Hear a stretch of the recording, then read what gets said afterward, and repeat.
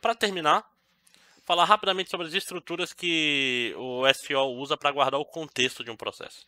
Então, ó, vocês têm que pensar uma coisa. O sistema operacional nada mais é do que um programa. É um programão. É um programa que roda outros programas? É. Mas ainda assim, ele é um programa. Tá? É o primeiro programa que roda na sua CPU logo depois da BIOS. Tá? O processo de boot é muito bacana. Eu vou explicar ele mais para frente. Mas é muito interessante, porque na prática o SO é um processo que ele começa e assim que ele está pronto o suficiente, ele deixa outros programas rodarem. Tá? Isso vai ser na aula de troca de contexto e execução direta limitada, que vai ser a aula da terça-feira da semana que vem. E de novo estou eu aqui datando o diabo do vídeo. Mas vamos lá. Então, como eu falei, o SO, sendo um programa, ele precisa guardar as informações e estruturas de dados. Tá? Ele tem que guardar informações sobre cada processo específico e também uma lista de todos os processos prontos. Então, por exemplo, os processos prontos têm que estar em alguma estrutura de dados. Que estrutura de dados? Pode ser uma lista encadeada? Pode ser uma fila circular? Pode ser um vetor de filas? Pode ser um heap? Pode. Todos esses já foram usados. Tá? Heap, talvez não, mas rubro-negra, sim, inclusive. Tá? Não sei porque dá na mesma, mas... Então, por que é importante ter essas informações? Porque, por exemplo, tem um processo que está lendo dados do HD. Como isso funciona? O processo faz uma chamada de sistemas pro SO, fala SO, quero ler dados do HD. O SO fala show e se comunica com o HD e fala HD, me dá esses dados aqui. Aí o HD show e ele começa a procura e deixa lá num buffer de memória. Fala SO já. Quando o HD fala SO já, o SO tem que descobrir quem mesmo que estava esperando essa leitura, tem que achar esse cara, acordar ele e falar, tá aqui teus dados, certo?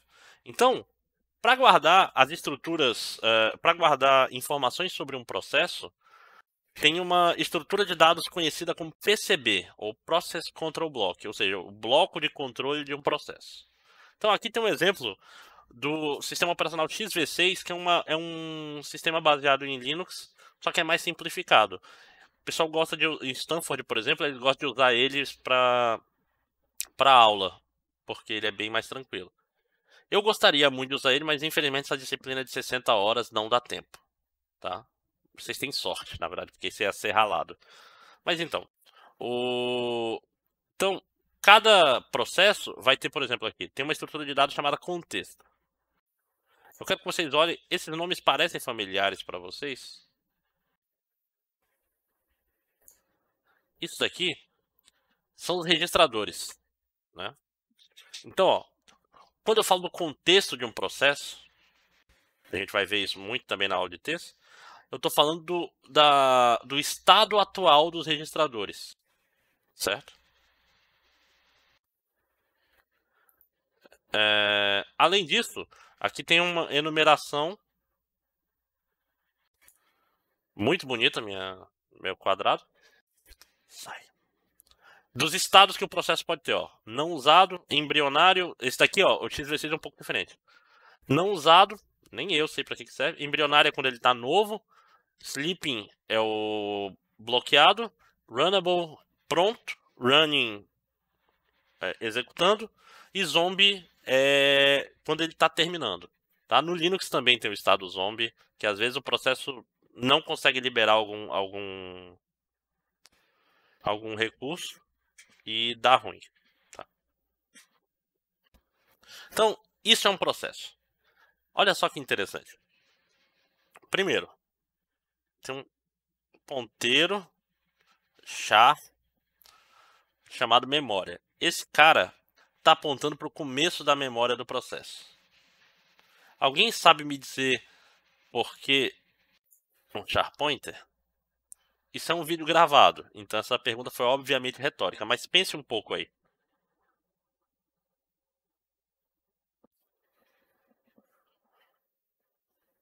Tá.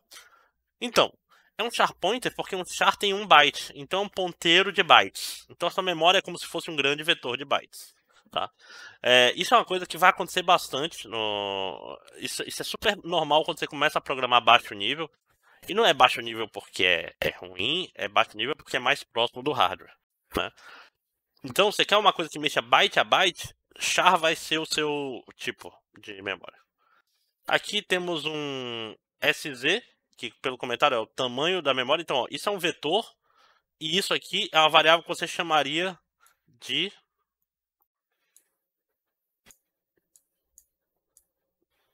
tan, né? Que é o tamanho do vetor, né? Se você é uma pessoa de bem, você chama de tan essa variável, né? Se você for uma pessoa ruim, você chama de x, né? Aqui um ponteiro para pilha, né? A pilha, a gente vai ver na EE de memória, o processo é um vetor. Deixa eu desenhar aqui. O processo é como se fosse um grande vetor, onde aqui no começo fica o código, aí vai ter aqui o heap que cresce para cá, e a pilha. É difícil, tem que comprar uma caneta. Que cresce para cá. A pilha, ela é uma pilha, então ela começa do final subindo, né? Então, a gente tem um ponteiro para cá, né, para saber aonde a pilha tá, certo? Temos, ó, o estado atual do processo, um ID, né? Se você olhar no Windows também, tu vai ter um ID, né? Que é um identificador do processo. Um ponteiro para o pai, isso é muito importante. A gente vai ver melhor na próxima aula, mas todo processo tem um processo pai, que é para saber o quê? Quem disparou esse processo. Porque geralmente as permissões são herdadas, por exemplo. Além disso, muitas vezes é interessante quando você mata um processo, você matar todos os filhos dele. Quer um exemplo? O terminal, né? Quantas vezes vocês estavam rodando o negócio no terminal, aí fala, ah, tá, eu tô esperando aqui, aí tu fecha o terminal, e ao fechar o terminal, o seu processo acaba também, não é verdade? Isso daí ocorre por quê? Porque o programa que você está rodando no terminal, ele é rodado como filho desse terminal que rodou ele, certo? Aí tem técnicas para tu falar, para trocar o pai do processo para ele não morrer quando o terminal morre. Screen, e entre outros. No Hup, tem outras formas de fazer, tá? Isso aqui é relacionado a esperar, tá? Tá dizendo o que ele está esperando. Esse daqui é uma flag para dizer se ele tentaram matar esse processo, né? Se deram um kill nesse processo. Aí aqui vai ter o nível, né? Vocês já devem ter tentado matar um processo no Linux, tipo kill o número do processo, aí não acontece nada. Aí tem que dar kill traço 9, porque é a força do sinal que você está mandando para ele morrer. Aqui, ó, um vetor de arquivos abertos, tá? Toda vez que você abre um arquivo, na verdade, esse arquivo, você pode ver uma variável pequena, porque o arquivo fica aberto no SO. O SO tem uma lista de arquivos abertos e ele controla tudo isso. Inclusive, no Linux ele tem um número máximo de arquivos abertos. Não sei se vocês sabiam disso. Geralmente é 1000 e tantos. E é global. Eu tô falando que o Linux tem um vetorzão que você seta diz o número de arquivos que podem estar abertos ao mesmo tempo. Por isso, às vezes, é importante fechar os arquivos. É essencial? Se não forem muitos arquivos, não, porque quando o seu programa acabar, ele vai olhar isso aqui e vai liberar todos eles. Mas, por exemplo, se tu tem uma pasta com 20 mil arquivos e tu faz fopen neles sem fechar, uma hora seu programa não vai conseguir abrir um arquivo e você vai pegar um segmentation fault na cara, né? Coisas que ninguém testa. Se o arquivo abriu mesmo, se o malloc funcionou. São duas coisas que você não testa porque não tem costume, mas que quando derem errado, seu programa vai pegar um segmentation fault terrível depois de horas executando. E você não vai saber o que aconteceu. Então, por isso que é uma boa prática você estar programando em C, botar lá um if no malloc e botar ou usar nil, né? Mesmo com nil, e botar um if depois do fopen. Ah, professor, dá muito trabalho, não sei o que. Faz um wrapperzinho, abre arquivo. que já faz o if, blá blá blá, né? Tem aqui um ponteiro para inode. Inode é uma palavra que só vai aparecer no final da disciplina, tá? Esse cara está apontando para o diretório atual, certo?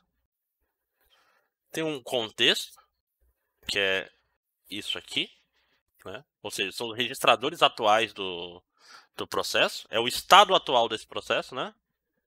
E um trap frame para interrupções, tá? Isso aqui é OC e AC, tá? Não se preocupem tanto com isso. Então, chegamos ao final da nossa aula. Aula boa, né? Tô falando. Eu tinha uma impressão que eu ainda não tinha pego a manha nessas primeiras aulas, mas não. De fato, tô de parabéns, ó. Eu não faria melhor. Não, faria sim. Tem que parar de falar então, por exemplo. Por favor. Façam bullying comigo, tentem fazer. Porque toda vez que eu troco de slide, eu não sei o que falar, eu falo, então. Isso é ruim. Eu ouço, eu fico desgraçado da cabeça. Não façam isso. Tá? Eu já ia falar então agora. Pra próxima aula, terça-feira, dia 15 de setembro, teremos nossa aula de laboratório ao vivo. Lembrando, tentem participar, porque é bom vocês tentarem fazer. Quem tiver Linux, usa o Linux. Quem não tiver, quem tiver Windows, tenta instalar o Bash for Windows, né? Bash, né?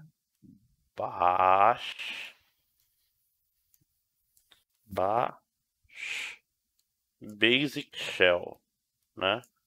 For Windows. Por quê? Porque aí você vai ter um emulador de Linux, um terminal Linux para você usar. Então você, por exemplo, se você já sabe usar editores no terminal, já pode usar, vai ter GCC, vai estar tudo bacana lá, tá? Isso na terça. Até lá, vocês têm que ir agora no Colab Web. Tem lá um simuladorzinho em Python. É um programinha que vocês vão rodar, não tem mistério, é Python, o nome do programa. Professor, não tem um Python instalado. Meu irmão, a coisa mais fácil é instalar Python hoje em dia. Pega o Anaconda, um downloadzinho, rapidinho você roda até no celular se bobear. Com certeza na App Store vai ter. Então você roda o simulador com diferentes parâmetros. Que parâmetros? Como assim, professor? No questionário vai estar lá falando, olha, rode o simulador dessa forma. O que acontece? Aí você tem que explicar. Mude esse parâmetro para fazer não sei o quê. Entendeu? Então, basicamente é só você seguir as instruções do questionário e responder as coisas que estão lá. Tá bom? Então, não esqueçam. Então aí. Tem que fazer esse questionário até terça-feira que vem. De preferência segunda. Que isso vale tanto presença quanto meio ponto. Beleza? Até lá.